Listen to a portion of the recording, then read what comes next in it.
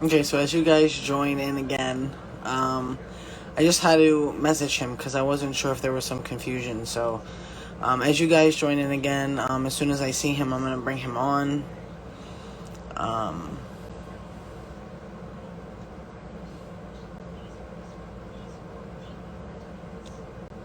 let's see.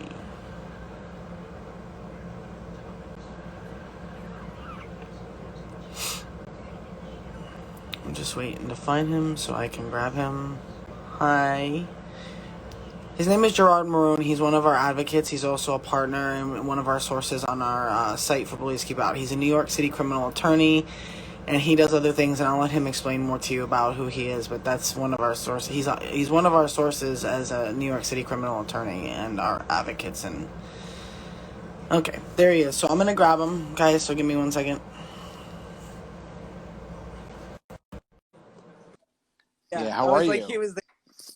I'm not too bad. Good, good. Yeah, everything is great. It's just dealing with life, but everyone is well, healthy, and doing our thing. Courts are Oh, back open, so we're back to work. But oh, okay. with masks, yeah, yeah. Queens Yeah. County Court's open again. I wasn't sure if they opened yet. I was good to know. I mean, not that I need to be there for any reason, but I was just, Right. it's, I didn't actually, I haven't been, I try to stay away from the news as much as possible these days, but, Yeah. you know, um, It's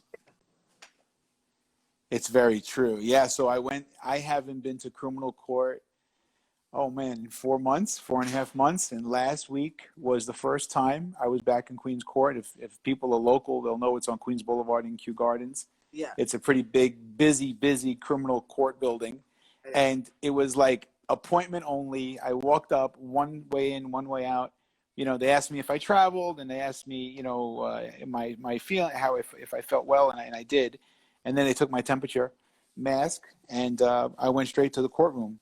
It's just very surreal, very surreal. And the entire staff was there. The judge was at the bench, and we're all sectioned off with plexiglass, and Oh, so it's a new normal. But I got to tell you, for a large municipality, they actually adapted quick.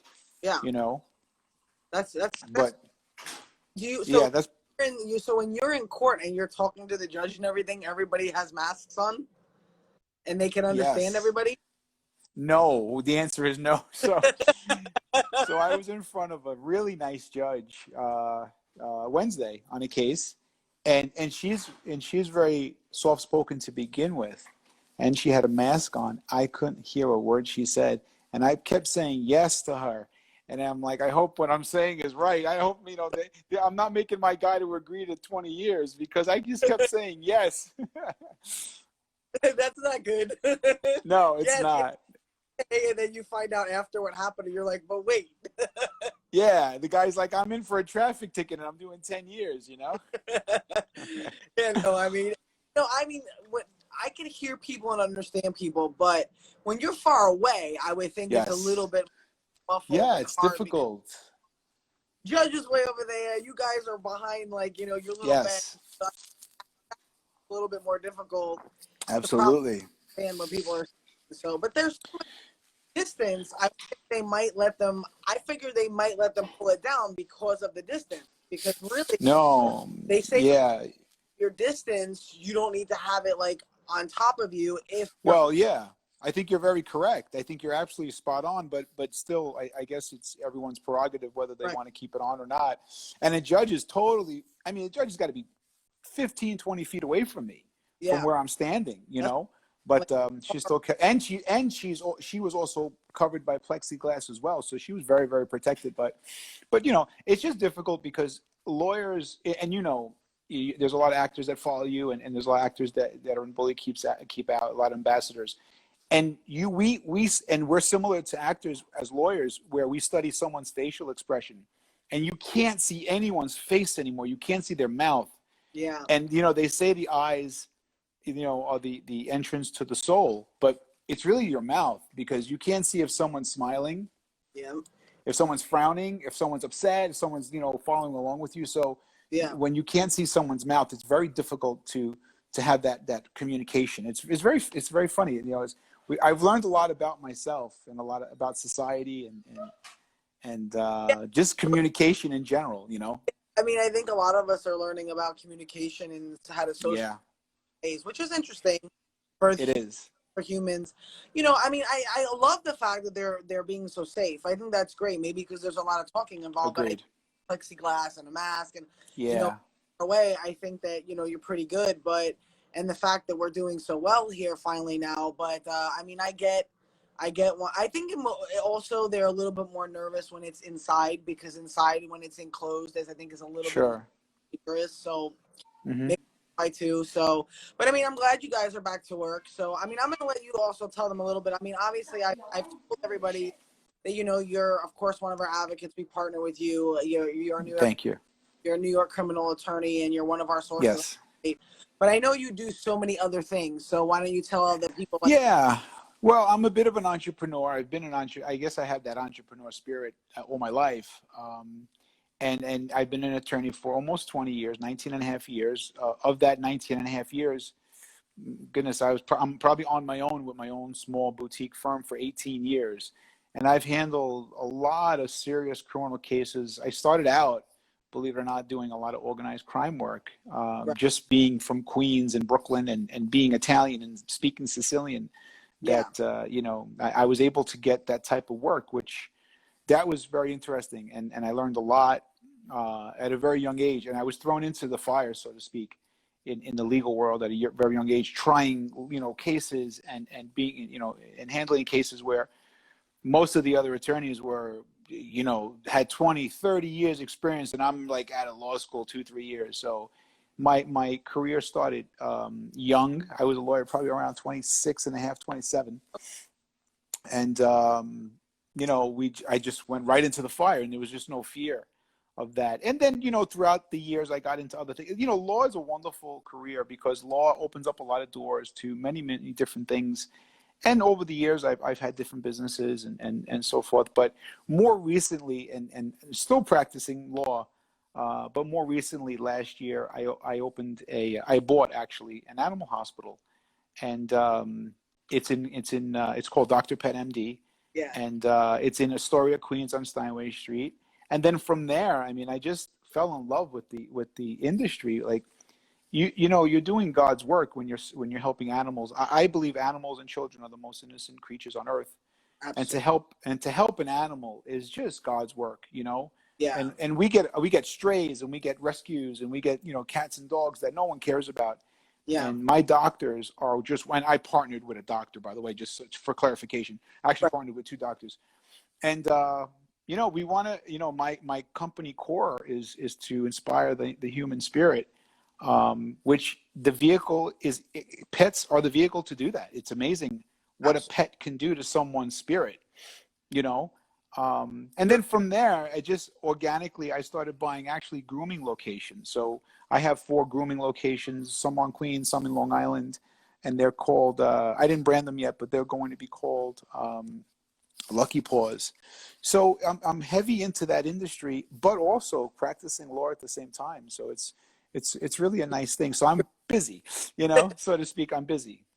Well, I mean, being busy is a good thing, and the Yeah. work, and the work that you do is just amazing. And I mean, I am in love with animals. I mean, I recently lost mine, and like Hmm. they're just like part of our like souls and like our family, and like you said, it's God's work. Yeah. And I think it helps a lot for the spirit, and even in relation to like, I've had people tell me stories like their animals or they adopted animals and it helped them so much with like bullying or dealing with Yeah. it, different types of Absolutely. mental health issues, especially even now. But their emotional support. Of course, people have them as emotional. I mean, when they go on planes, we know that they're used for emotional support. So Yeah. they're so, I mean, that's, I think, one of the great things that I miss about Bella was that, like, I mean, that comfort, that love, that emotional support. So I mean, they're great for that. I mean, Agreed. I've had a few people tell me that, like, when they've adopted, they were having so many problems in different aspects of their life, and bullying was one of them, and they were like, my dog just kind of helped me just kind of almost let it roll off my back. I just started like not Yeah. caring my dog. And I was like, that's great, because there's so many different outlets to just ignore bullies and trolls and not engage. And sometimes it's hard when your mind is just over going and thinking. And, you know, when you have something else to just all of a sudden just say, like, you know, when you're able to, unless they're harassed, it gets to a point of harassment, like, you know, and it gets to Yeah. the more serious level. You're able to just be like, I don't Well, even care yeah. anymore. And then they stop and they go. Yeah. Agreed.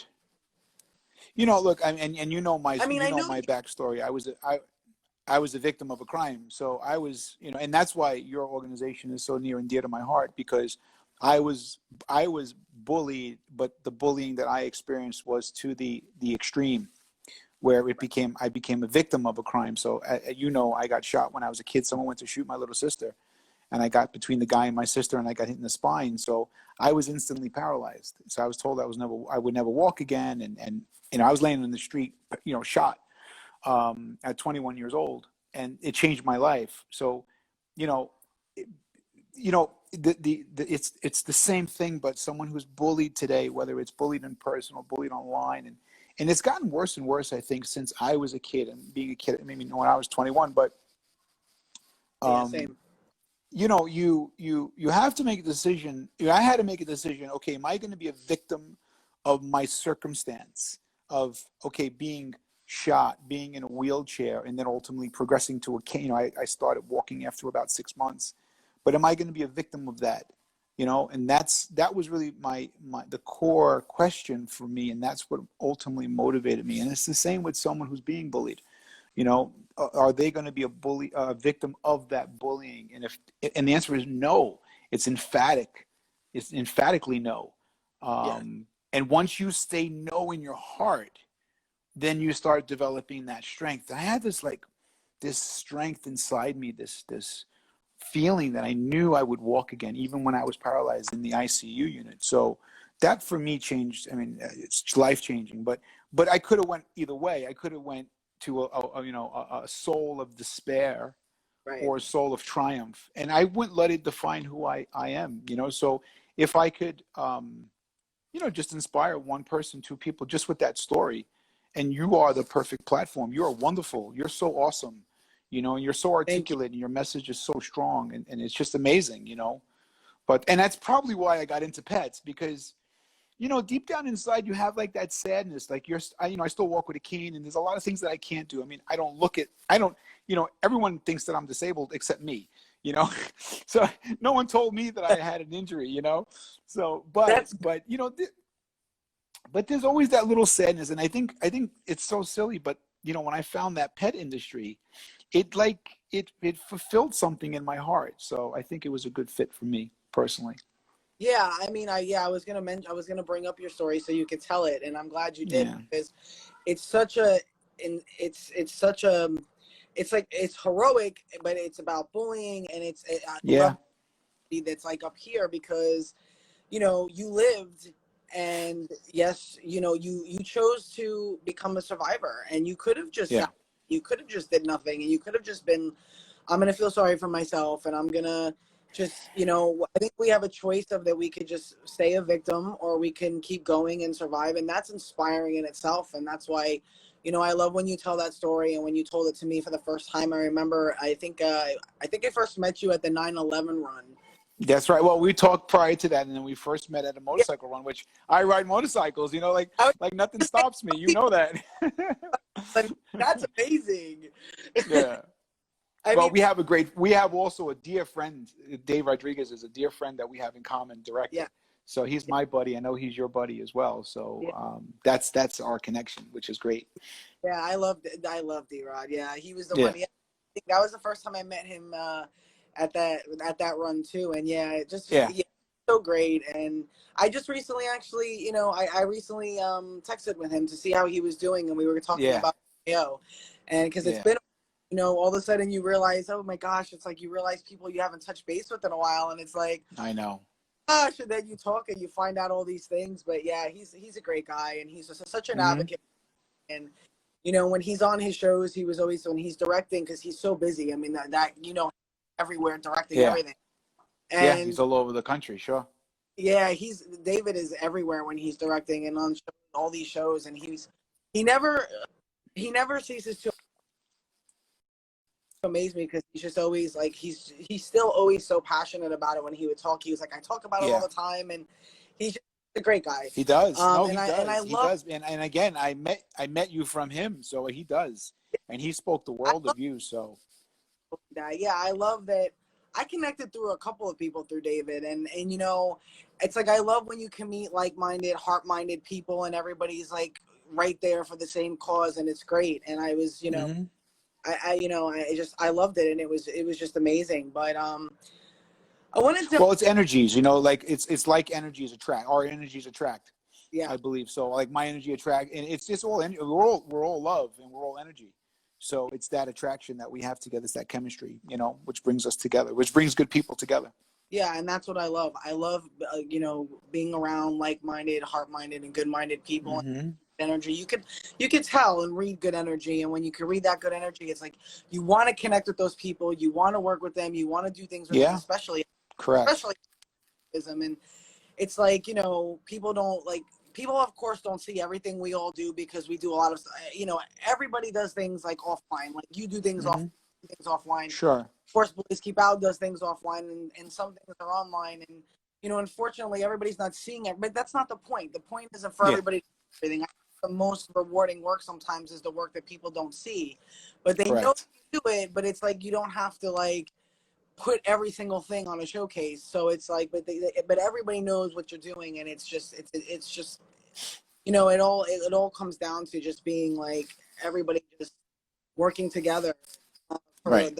the causes. Another thing I know, because some people had some questions before this even started, they said, "Oh, can we like submit questions?" And I know some people were asking, Sure. like, if you could speak a little bit on the like legalities of bullying and cyberbullying. Like Twitter, like if people feel like they don't do anything, it's like report, they suspend them, they make other accounts, they do it again, and there's Sure. laws now, and there's bullying laws, and they're you know, they're criminal to an extent as well. It depends, harassment, then it goes to stalking. Well, that's what it is. Yeah. Yeah. I got to tell you, I can answer it very easily. I'm very familiar with it. You know, depending on the jurisdiction, every jurisdiction, and what I mean by jurisdiction, I mean county, from Queens County, but from county to county, the policies are different. Unfortunately, bullying online is not really a crime. It's not really a crime in and of itself, and I'll clarify that, which is really unfortunate. But you know, if someone is trolling and pushing and just, you know, even cursing at someone, it's not doesn't really rise to the level of like that harassment, that quote unquote harassment. Now, Right, when you cross the line and you get into a threat, that's when it becomes illegal, unlawful, and right, that's when the police take it very, very serious, and they will come and get you and lock you up if you threaten someone online. They do take that very serious, but it has to persist, and it has to cross that legal threshold, and that's the right. problem. A lot of what I see, and I'm sure a lot of what you see, and a lot of what your audience sees also, is that borderline bullying, which is bad, which is even sometimes worse, you know, than the actual. Yeah, I mean, I And see that's some unfortunately stuff that you think like, well, you think like be a crime. It should be a crime, in my opinion. right. If you keep going after somebody to the point where these people are like, suicide rates are through the roof, people are taking their life. I Right. into my friends in here, so she comes into the lives. You know, you know, and they take it to a level of like even the trolling, and it's like they take it to a level of just craziness, and they don't stop, and they just keep going and going, and they think, well, because I'm not doing this or I'm not doing that, I'm going under the radar, and it's just keyboard worrying, you know, keyboard Right. warriors. You know, people are sad because they've came to me and they've like this, it just keeps going, and then they get suspended and I report it, and then they come back and they just keep doing it again.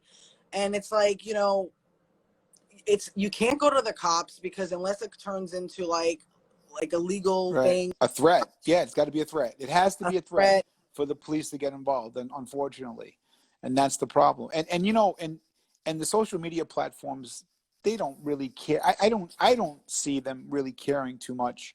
And the problem is, even if they discontinue an account, they could always just make another account and come after you again, and that's the issue. And there's a big lack of respect. There's a big lack of empathy. There's a big lack of many, many core values that I think you and I saw a lot growing up as kids, but this just doesn't exist anymore. And that's problem number one, you know? Oh yeah.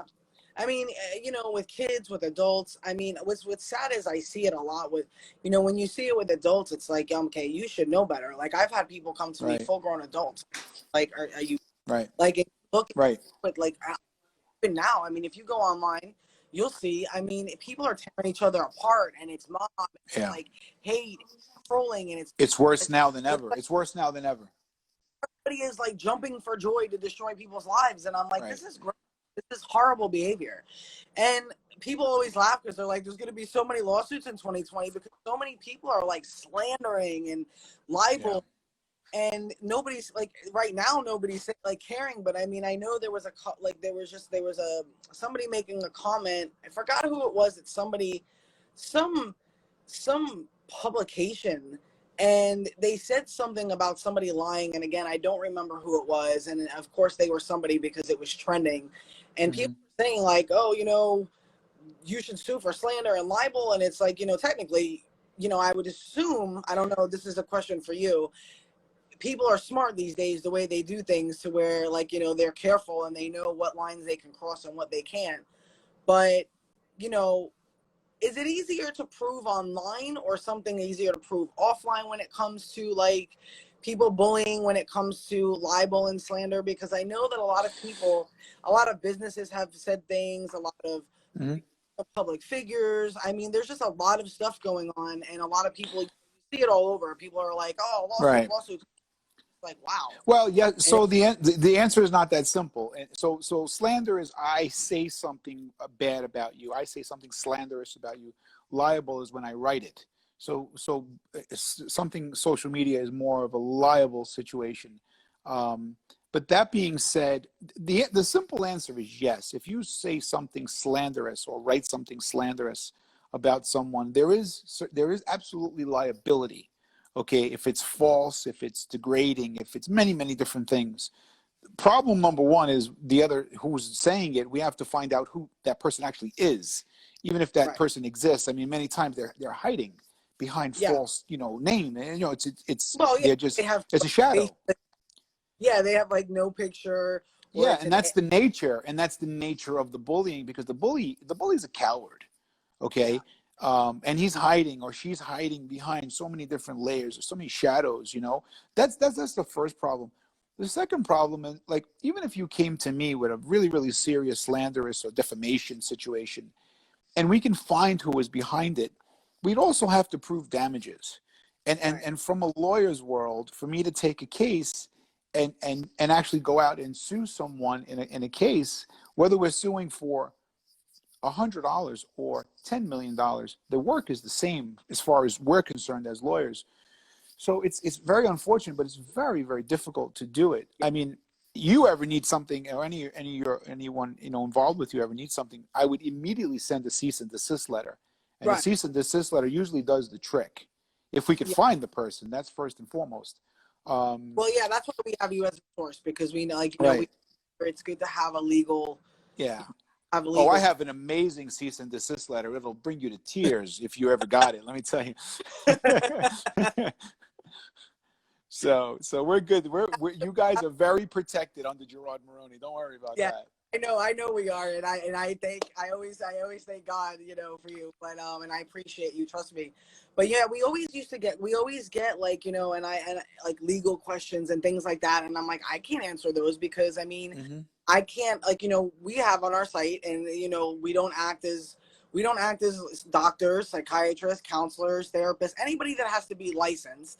And, but we have sources of like places where people can go to or contact, or I can contact that person and find out information, legal way, like, so that's why I get so many of those because, the laws on bullying and any of that stuff, because it's all related in a way. I mean, a long time ago, years ago, when I first started Bullies Keep Out, we worked with some higher people, and there was a lot of, like, going back and forth trying to figure out, was it a really libel slander, or was it just an argument, business argument, and was it just bullying, and then you're going to go to end up going to court, and you're just there and say it's bullying, it's jealous, it's a jealous business argument, and they're going to be like, so I mean, I have a lot of cop friends too, and like, I would ask their opinions. Like when I started doing this, I would ask their opinions because, it wasn't something I was really doing. Is like somebody I worked with like did cyberbullying services because a lot of things are public record.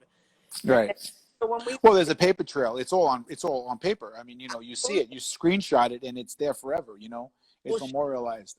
Tormented by this one person, and she would screenshot everything, and the person actually kind of had like, you could trace like, the IP. It was just a lot of stuff going on, but you could easily like pick stuff, and people don't realize it. Like that's not hard to do. When you're trying to hide yourself and pretend that you're not somebody, it's like, how many tech people are out there can find out this information? Like you're really not hiding. Yeah, correct. Or law enforcement can find out who it is. Law enforcement can find out the house that it's coming from, or the office it's coming from. That's how pinpoint they could get. I mean, look. Every case is different. It's a case by case basis. But I am always here for you. I'm always a huge resource for you. So anyone has a situation that's serious, you send them my way, and it doesn't matter what state they're in. I mean, I can, I'll help them regardless. Whether I'm admitted only in New York, but I don't care where they are. I'll help anyone. Yeah. No, I know. They know that. That's why I always tell everybody, I'm like, the most I could do for you, like I said, is like I can refer you to our source. Right. I can answer your question because we've gotten so much of that over the years. And like I said, sure. A long time ago, this years ago, but like I said, it was higher profile type thing. But I was just, it was like, get involved with that, even though I wasn't doing it from Bullies. Right. I mean, we offer cyberbullying help. Like, we look at people's timelines. You could do regular investigating. I mean, that's not hard to do, like simple stuff. But when it comes to that, where it's go through the list, you would like call the FBI, and I'm like, I can't call the FBI. The best thing I can do before you come along, tell you that you have to make a phone call to a legal representative. Yeah. Unfortunately, a very, very small number of those cases get picked up by law enforcement and even get prosecuted, and that's why it's so bad, and that's why bullies they're emboldened, because they really know they know there's no accountability for them, and that's where I come in. I come to knock on their door and give them some accountability. It makes me very angry if you tell me, it gets right to my heart because of what I went through personally. So you come to me with a situation and someone's getting bullied, or it makes me so angry. It really does, and but it's very unfortunate, and like I said, it's such a small percentage get picked up by the police or prosecuted by the police, and it's bad, and it's getting worse and worse. It's really getting worse. You have your hands full. It is. I know it is. And it's like, I get so many messages, and I do the best that I can, and we have other people with, and stuff like that. But it's just crazy. And then, sometimes people coming to you and you find out they're the bully, because we don't believe, like, one thing I've always said, and everybody that, we do things with knows this, we don't jump on sides right away. We look into the situation. Look into it, because like, how how many times I've had people come to like us years ago, and we would find out they were the bully, and they're coming saying they're getting bullied. And when I said that's very true. I just meant like, it was not just like any, it wasn't just any person. There was a specific person that was having a more of a problem, and then you find out that it was just like, it's an argument, it's jealousy, and was like they were just going back and forth about a business thing, and I was like, this is not really bullying. This right. It's not. Agreement, and you can't get it together, and I don't want to get involved in your arguments. And this, like I said, was like 2000, probably 14. I don't even know when it was, but it was like the very beginning when we were doing a little bit more cyberbullying investigating, which of course, like I said, we still do. But I mean, it's you got to be careful. You can't just believe anything. So I always look into things, or I have somebody help me look into things before like we go and just jump on and be like, okay, and like on social media, unfortunately, and a lot of people talk about this, and even anybody anybody, including public figures, I mean, it's very hard to do anything because when it's just, Yes. when it's online and trolling, it's like, what are the cops going to do? I mean, they're not, Right. goes up And and again, it doesn't rise to the level of something criminal, and that's the problem. And a threat. I mean, a threat is a real threat. I'm going to come and hurt you. yeah, That's a threat that they take serious, and they have to, because once they have notice of that, and then God forbid something happens, now they have liability. Now they have civil liability, so they have to take note. They have to take action once it rises to the level of a physical threat or physical violence, and that's the problem. But no one wants it to get there, and someone who knows what they're doing, and they're kind of pros at this, they'll never take that, they'll never go beyond that step, and that's the issue. So we can't get them legally. It's very frustrating. It's yeah. very hard thing. I mean, I know they've instilled like some new laws over the years, slowly, like with cyberbullying, but I still don't think they're strong enough, and I really think so. Agreed. Step it up. I mean, I've seen other people who do anti-bullying things, and they've said the same thing. Like, people need to be held accountable for like trying to destroy people. Like, Yes. just hurting people and just destroying them and destroying their lives and just Right. going after anybody and everybody, and that includes everybody. And people think that out like public figures, and I said it shouldn't leave out anybody. I'm like, because if you're libel and you're slandering and you're that aren't factual and you're calling them a bully and you're making up all these stories and saying all these things, like that shouldn't be appropriate for anybody. I don't care who Yeah. at the end of the day, we're all human beings. Absolutely. We're all creatures of God. Absolutely. You hit the nail on the head with that. And Yeah. we're all creatures of God, and we're all equal, and no one deserves that at all. But look, I think what you're doing is wonderful. I think we keep continuing to get the message out there, and know someone who's becoming a victim has to know that there's resources, has to know that although they have a moment of weakness, there's people that are there for them to support them and to give them strength. Right. Like even when I was in the hospital, when I was a kid, when I got hurt, I was super weak, and I had very, very dark days. And I was looking for that strength. And when I found that strength, whether it was a book, whether it was an inspirational story, whether it was a biography, anything of strength would motivate me and get me stronger. So it's really you. It's what you do. It's what, it's getting the message out there, letting people know that there's support, letting people know that there's strong people that are there for them. Like me, I'm very strong for someone who's in trouble like that, and so are you. So that strength, it gives you courage, and sometimes that's the spark that you need to be courageous, and to decide ultimately that you're not going to be a victim of that. Yeah, it's very true, and that's why I think it's so important to do these type of lives with all Agreed. people, because people also, like, they look up to people. They don't realize that what I try to also get across is that we're all the same and we're all human. It doesn't matter what anybody does. And hear people's stories like yours, and because you've even done some acting, and I did. done so much. And like you said, we work with a lot of public figures, and like people like to see, like, wow, they've gotten bullied too. They've been through hell, and like people don't understand. Like, and then we have I'm gonna have one of my friends on who's a mom who her son got bullied. I have friends that are cops, but that's different because you can't speak as a cop unless you have permission and all that. But I go to them on my own, and I find out as many, because I'm always educating. I think it's very, of course, you educating through so many means, and through teachers and mentors. I have my own, because I'm always learning. I think we always have to learn. Nobody's perfect at anything, but right. And I have many things that I work on myself, because we're always all working on ourselves. But I try to have as many sources as I can for people, including us, and the ones that, like myself, when mentoring, and other mentors that we have that we work with, and what we offer and everything, because we do a lot. And it's just not all seen by the public eye. So I try to post like here and there a little bit, like, here we do this, because a lot of people will ask, oh, can you help with this, can you help with that, because people don't always know all the stuff we do offline, or that we don't announcing all over the place.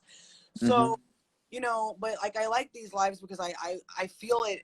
I've gotten like abundance even during the pandemic, when we kind of went off script just to help people, just to make them laugh. We were just being goofy. we kind of just went off script to just help people mentally because we Yeah. all needed Right. We needed that, of course. fun. We were just like fun. Like grab a drink, sit, Yeah. have fun, and that's what we did. And I got so many messages of people that like thanked me because and thanked us and everybody because it just takes something like that simple, like you said, or a courageous word or a statement or something inspiring that they hear on these or another way that I do an interview or a Skype or a podcast. It might just take me even doing a topical situation that I sometimes do on my own on a podcast to just give someone that, and I don't care if it's 1, 1,000, I don't care. But it just takes that Right. little bit of something to sometimes push that.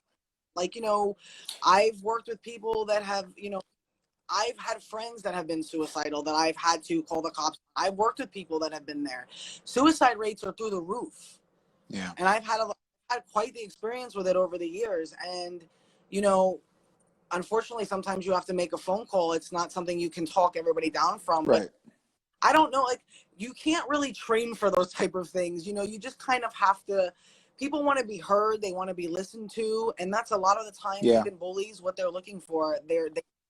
People, I just don't think feel heard enough. Yeah. And they don't feel supported. I think you have the right instinct. I think us growing up the way we grew up and, being from Queens and, we're kind of like in the trenches compared to most areas. And I think we get that instinct and we have a little bit of more of a toughness to us because, just when we go out our front door and it's tough out there, so I think that's why we come from that cloth. Excuse me. We come from that cloth. So it's a good thing, and we definitely use it for positive. But I see it also in my line of work. Suicide rates are really much higher.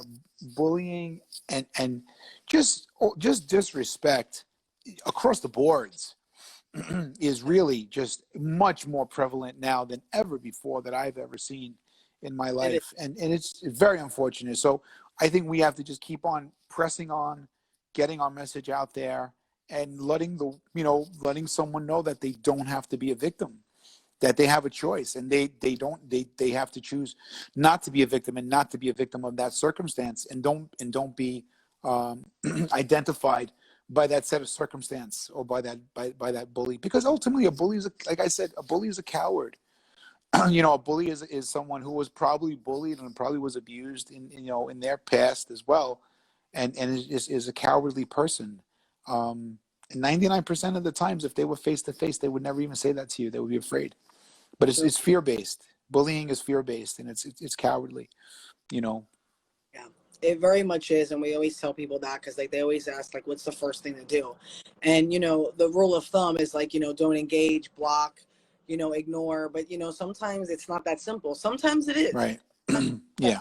Because it's another account that comes along, or yeah, they just keep doing it.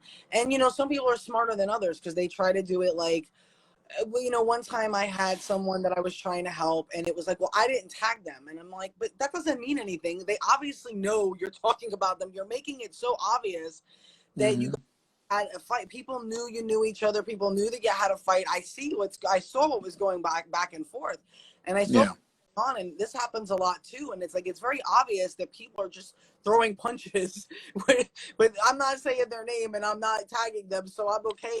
But it's still very obvious throwing punches at each other when you look at each other's timeline. Yeah. So social media it shouldn't be a place for that type of heated, hostile debate or anything. I don't agree with that.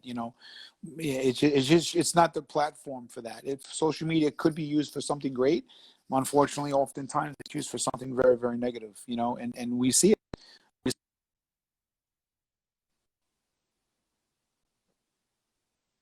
Yeah, I mean, look, I think social media is a beautiful thing. When you're connecting, you make friends. I've met the greatest people on social media, and then sometimes people that, you're okay, you meet. Well, you don't really meet them. It's just you see people, I guess, saying horrible things and doing horrible things. But I've met the greatest people that are have become great friends, and I hope they're lifelong friends. And sometimes you don't make as over the years it's been a ton, and some are still friends and some are not. Sometimes you just break touch or you lose touch, and that's fine. But and sometimes friendships just break apart because of arguments or disagreements. But you know, that's just life. That happens offline too. So it has nothing to do with social media. But when social media is used to speak out and for causes and for charity and all that stuff, it's great. It's wonderful because we need those platforms, and those people that have large platforms.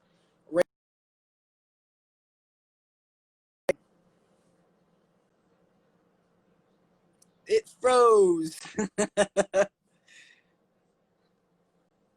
Yes, it definitely is cowardly. I don't know, Gerard. I lost Gerard. Yep.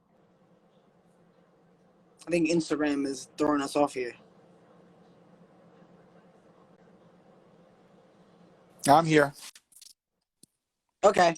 Yeah. There you go. I lost you It's for a social second. media. There you go. I froze you for a minute. Yeah. Exactly. Yeah.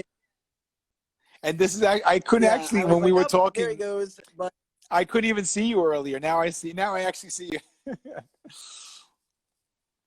I don't know what Instagram does. It does that to a lot of people. But I mean, what I was saying was, you know, it's social media can be beautiful. I've met and connected with so many amazing people. It's how I connected with a lot of advocates. It's connected with David. It's how I connected with you. It's how I connected with so many amazing people and friends, lifelong friends.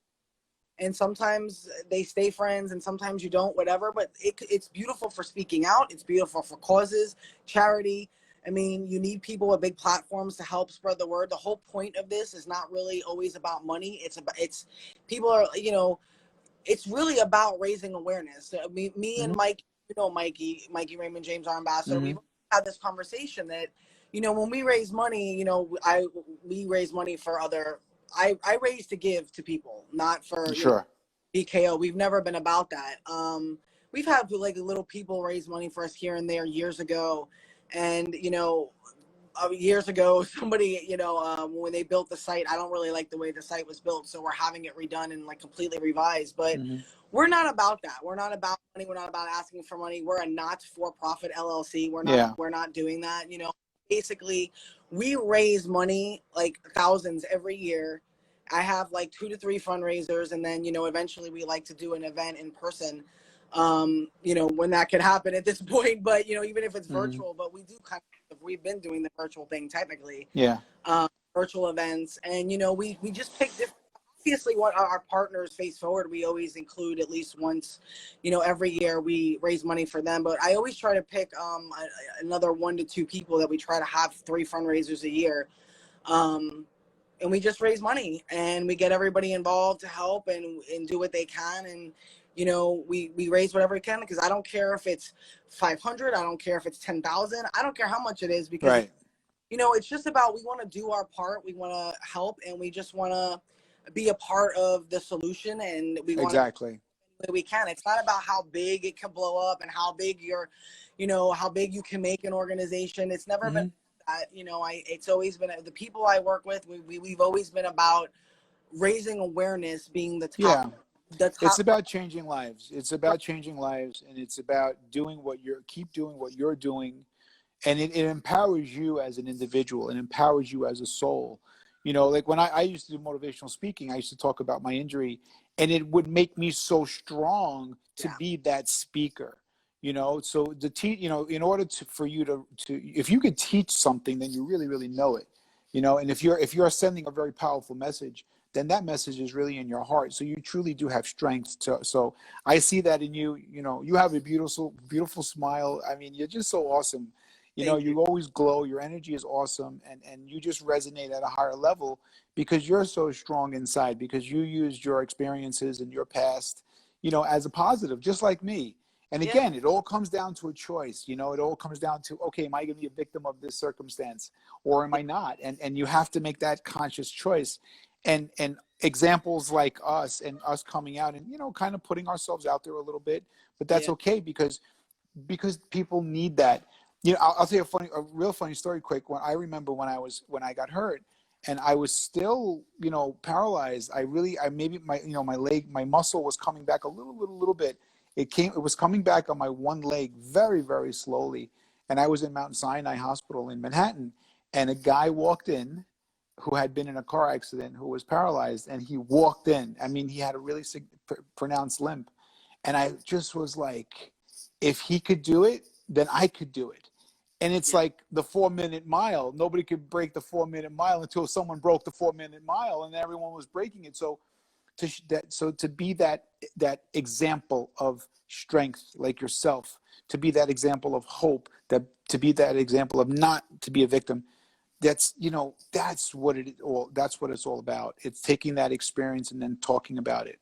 And it comes down to, again, communicating and seeing your mouth so we don't wear a mask, so we know if we're smiling or not. But I love it. I love it. Like, even just our talk, you just empowered me. I mean, you just put me in such an amazing mood just talking about it. So it's great. Yeah, no, it is. I mean, when I spoke at a school in New Jersey, and they made this beautiful banner, and I went with one of my advocates, Doreen Taylor. She's a beautiful person, and they made this beautiful banner, and the school was they had a lot of disabled students. We took tons of pictures. It was like a giant auditorium of over like 300 kids, and I felt, isn't that awesome? Yeah, I felt so happy. Sure. Right. Like, and you're not going in there like, and you're going in there and your energy is super high. So it's great for you as well. You're not going in there saying, hi, I just want to talk to you about a couple, you're going in there like, like a Tony Robbins, Yeah, I always like to make people laugh. I always like to make things like uppity because, like, you don't want to be too serious. And me and Mikey used to talk about that too. Like, when we were talking about doing, like, we don't want to, you never want to come off where like everything's just so serious and it's like this, and then everybody's like, you want to kind of like uplift, miserable, and make people laugh. 100%. So I always try to incorporate that. I tell jokes on my expense. I like to do that a lot. So it's funny that I do that a lot. I have no problem laughing at myself or cracking on myself. Look, it took me a long time to get where I'm at, and I tell people that I'm very raw. Like, I tell people, look, I went through stuff it took me years to get to where I got. It wasn't easy. Still am healing. Right. I still work things. I'm not perfect. I'm not flawless. Yeah, exactly. Don't take me as don't put me on some, pedestal or anything because it's nothing like that. And I don't ever want to be there because, I'm no different than anybody else. But if what I've been through, and I think personal experience is powerful than anything else. But correct. I also know, I have my degree in psychology, a minor in criminal justice and child development. I have a lot of people I've worked with in different trainings. Like, I did the challenge one time for a magazine I worked for, and I was a part of that. So there was a lot of things that I love to keep learning because I don't feel like, you can utilize so many different trainings and so many different things, but I still always feel the most powerful thing in the world is a personal, real, raw experience that you can speak from. Well, it's storytelling. It's as old as is humanity. It's just telling that story, and it's the story inspires, it's the hero's journey. And we all have that to a large extent. We're all going to have obstacles in life. Life is difficult, and that's just the reality. But it's what we do with those challenges. It's what we do with those obstacles that ultimately define us as a person, that defines our character. And that all comes down to personal choice. And you have to have that inner strength, and you have to say, I'm not going to be a fucking victim. And that's it. That's the bottom line. If you say that, and whatever comes your way, you could deal with it, and again, it's teaching that self-confidence, that self-esteem. Self-esteem is huge. Yeah. We have to all know we're beautiful individually. We're beautiful. We're great. We're creatures of God. We're love. And we're amazing individuals. We're amazing people, and we're all different. But that's what makes us so awesome, because we're all different. Wouldn't it suck if we're all the same? Right? Yeah. Nobody wants that. That's boring. It's very boring. Right. So we're different. We're supposed to be different. Yes, exactly. And that's what I love about the people that I'm surrounded with. Everybody is so different and so diverse. Right. And I love it because I love diversity, and I'm big on that. And I think that's so important. In my support system and my closest group, it's like everybody's so different, and everybody like laughs because they're like, your one friend is this, and then your other friend is over here, and then like everybody's in such different corners, like because they're so different. Like introvert, extrovert, and it's like, but we all connect in our way, and that works. Yeah, because it's when amazing how your mission brings everyone together. I mean, you have so many advocates from so many different walks of life. You have yeah, actors. You have me. I'm a lawyer. You know, I'm a yeah, lawyer and an I entrepreneur who owns the pet in the pet industry. Like Dave Rodriguez, guy that went to military school from the Bronx. It's amazing. And we have just so many different backgrounds and careers, but we all bring we're all together. yeah, it's important. I mean, we have teachers. I have, moms. I have, I have a couple of teachers. Like, yeah. I mean, we have people from like all areas and all walks of life and all occupations because it's all important for everybody to speak out and I think I might pay you. story and them coming as a teacher or as a mom, dad, as this, that. It's not just and like people love those perspectives. So it's important to have. And I love that I have it, and I keep always, and I never stop looking Right. for people that will help us raise that awareness. And we hope to grow and further expand and do other things, but really just to raise awareness and keep doing what we're doing, but just expand that strength and that power of what we're doing and just make it even more explode to where we're helping people in like every way that we feel we can help, that we're making sure we do it. So Absolutely. Well, I'm motivated. I love you. You're the best. I love you too, And John. I'm so honored that you had me on, and I'm here for you always. And anyone around you, I'm here for you always. Thank you very much, and I thank you so Yeah. much for. And I know we got scheduled a couple times, and we will, down the road we'll do it again because it's great. My pleasure. Absolutely. I love talking to you, and I know people love to get the, listen to you and hear, the things that you have to say. Because I got a request like, "What happened to Gerard?" And I'm like, "He's coming." Yeah. So we'll do it again soon, and thank you so much. Absolutely. My pleasure. All right. I'll see you soon. All right. Okay, D. Bye. Bye. Bye.